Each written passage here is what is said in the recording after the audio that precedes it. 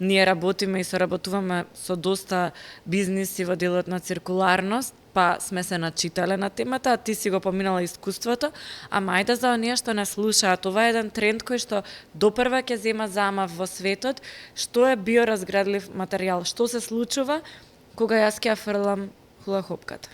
Вака, откако ќе се фрли хулахопката, прво морам мала дигресија, сите ме прашуваат ќе ми се разградат на ноза? Не, тоа нема да се деси. Се прашувам. Тоа нема да се деси. Значи, вака, за да почне процесот на биоразградливост, треба да се става хулахопките да бидат во надворешни услови, односно да бидат во отпад. Не е битно тоа каков отпад е.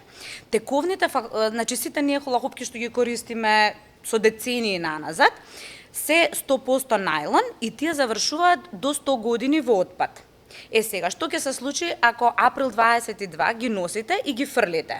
Ако ги фрлите, за 3 до 4 години тие ќе се разградат во природата и нема да има никаков импакт, значи ќе се намали отпадот, а втората работа што може да се направи, и тоа е ултимативната цел на април 22, да имаме доволно корисници кои што ќе ги вратат назад хулахопките и ние, како производство, ќе можеме со целиот отпад од нашите производи да го користиме за енергија, затоа што за електрична енергија од хулахопките. Да, као биомаса за енергија. Значи ние можеме да има начин и самиот производ може да се користи и е согорлив.